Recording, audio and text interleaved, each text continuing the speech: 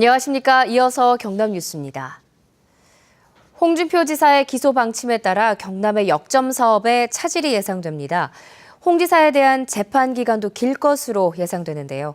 홍 지사의 다음 선거, 특히 대권 행보에 험로가 예상됩니다. 천연수 기자입니다. 홍준표 지사에 대한 정치자금법 위반 재판은 대법원 확정 판결까지 2년 이상 걸릴 것으로 예상됩니다. 통상적인 재판 기간은 확정 판결까지 1년 2개월 정도지만 정치자금법 사건의 경우 이를 넘기는 경우가 많습니다.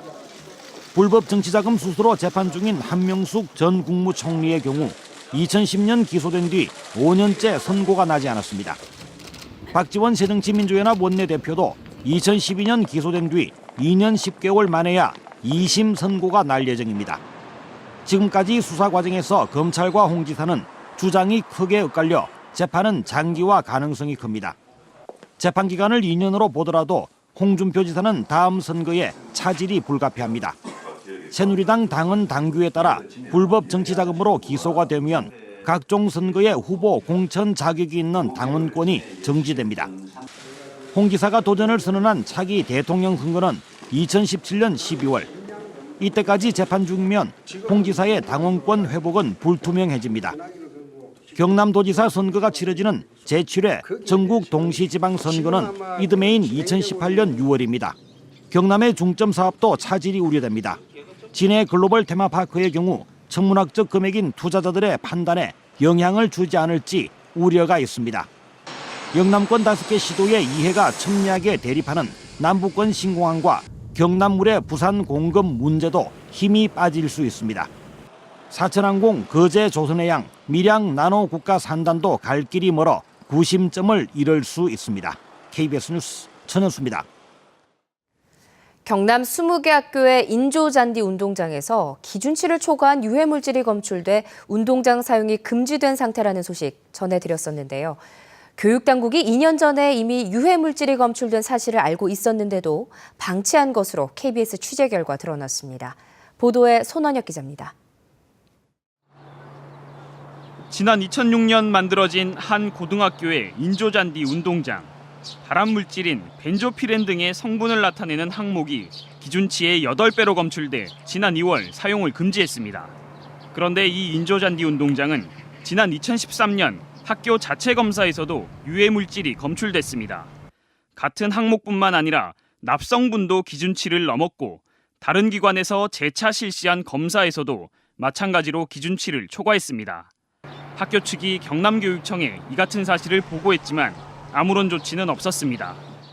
교육당국은 이곳에 기준치가 넘는 유해물질이 함유된 사실을 미리 확인하고도 학생들이 계속 운동장을 사용하도록 1년 넘게 방치한 겁니다.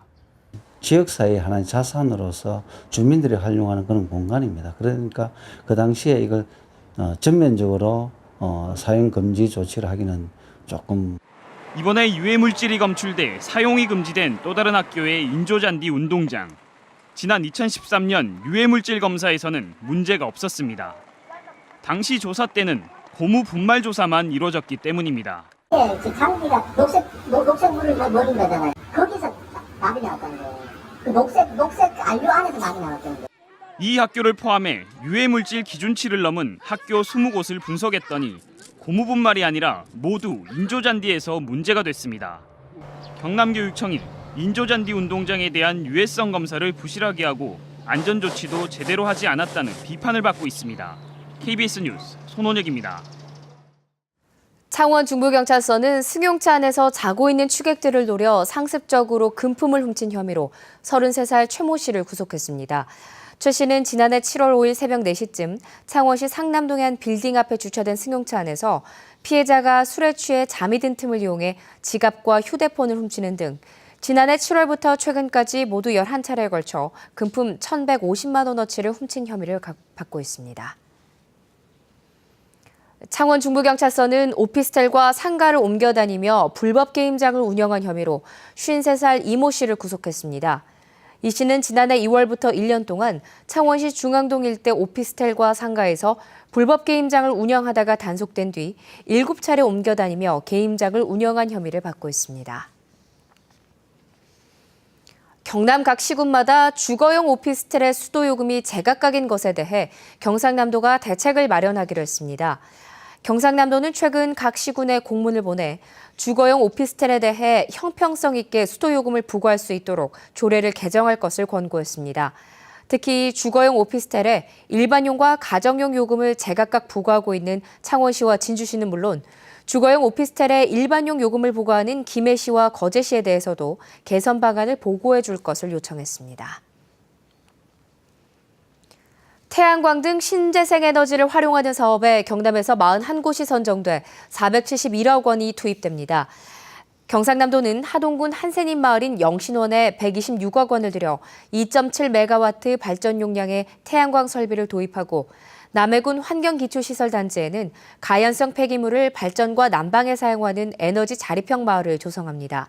또 거창, 산청군 등 4개 마을에는 40억 원을 들여 태양광과 풍력, 소수력을 이용한 에너지 순환 시스템을 구축하고 창원, 사천 등 8개 시군 12개 마을에는 1000메가와트 규모 태양광 발전 시설이 들어섭니다. 오늘은 위탁가정의 날입니다. 가정위탁보호는 친부모가 여러 가지 사정으로 아이를 돌볼 수 없을 때 대신해서 돌봐주는 제도인데요. 가정의 달을 맞아 또 하나의 가족을 이루고 있는 위탁가정을 최세진 기자가 취재했습니다. 지난 2009년 개봉한 영화 하모니. 교도소에서 아이를 낳은 주인공은 아이가 18개월이 되면 입양을 보내게 됩니다. 5살 채원이의 친엄마도 영화의 주인공과 같은 재소자입니다. 채원이가 엄마와 함께 다시 살 수 있을 때까지 보호하고 양육하는 곳은 위탁가정. 3년 전 이 가정에 처음 올 때만 해도 채원이는 정서적으로 불안했습니다. 깜짝 놀라면서 또 개성을 지르기도 하고 그런 과정들을 겪으면서 저희들도 많이 힘들었죠. 하지만 대학생 오빠와 중학생 언니, 새로운 가족의 사랑과 관심으로 채원이는 이제 누구보다도 밝은 아이로 자라고 있습니다. 미혼모나 이혼, 사망, 수감, 질병 등 여러 가지 사정으로 친부모가 키울 수 없는 어린이와 청소년들을 위한 가정위탁보호제도는 지난 2003년 시작됐습니다. 유엔 아동권리위원회에서 아동들이 가장이 될 수는 없다는 권고에 따라 가지고 그 당시에 기존의 소년소녀 가장으로 보호받고 있던 아동들이 위탁 아동들로 이렇게 많이 전환이 되었죠. 애착 형성이 중요한 성장기 아동에게 가정과 가장 유사한 환경에서 보호할 수 있다는 것이 장점. 일정 시간이 지난 뒤에 친가정으로 복귀하는 것을 목표로 하는 것이 입양과는 다른 점입니다. 경남에서는 1,200여 명의 가정위탁 보호아동이 있지만 이 가운데 63%는 조부모, 29%는 친인척이 돌보고 있고 일반 위탁가정은 7%에 불과합니다. 소외된 이런 사람들이 있을 때 누군가가 끌어안았을 때 같이 사회가 건강하지 않을까. 그래서 일반 가정에서도 얼마든지 할 수 있다라고 저는 생각을 합니다. KBS 뉴스 최세진입니다.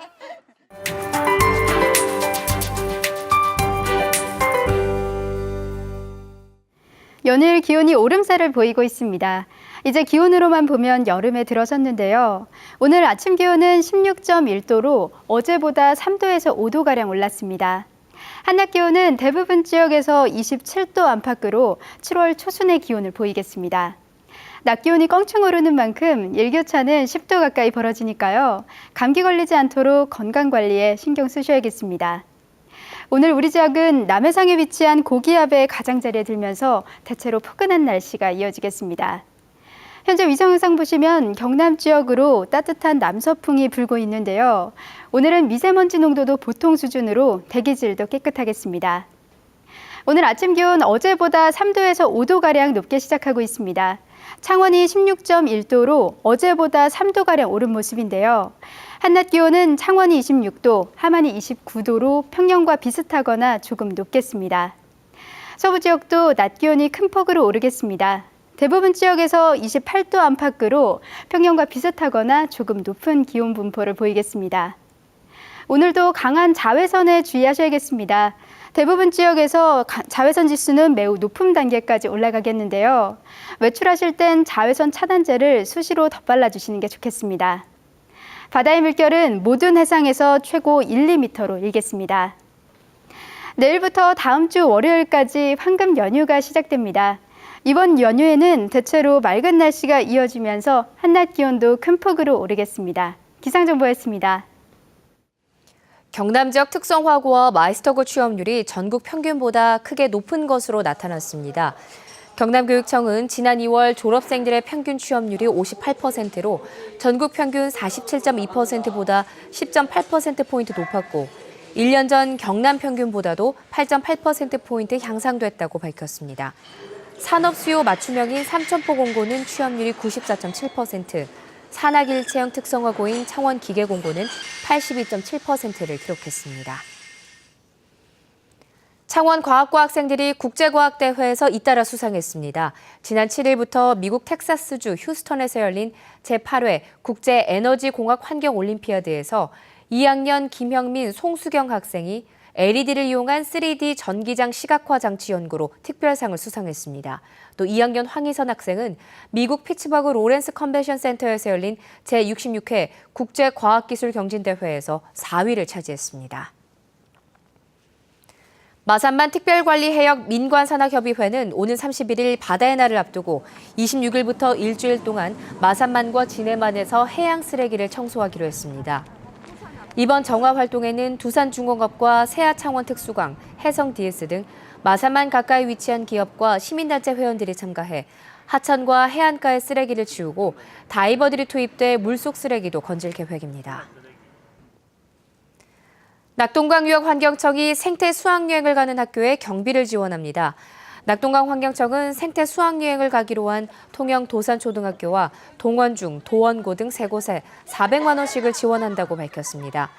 이들 학교 학생은 생태 수학여행으로 부산 낙동강하구와 울산 태화강, 창녕 우포늪 등 생태 환경이 잘 보존된 지역을 1박 2일로 둘러볼 예정입니다. 사천시 기획공연 창작오페라 시집가는 날이 오늘 저녁 7시 30분 사천시 문화예술회관에서 공연됩니다. 진해문화센터 사랑방 축제 교류 공연 연극 황소지붕이로 올리기가 내일 오후 4시 진해문화센터 공연장 아리아홀에서 공연됩니다. 거제 해금강 테마박물관에서는 11번째 기획전 유럽 장식미술전을 이달 말까지 전시합니다. KBS 뉴스를 마칩니다. 고맙습니다.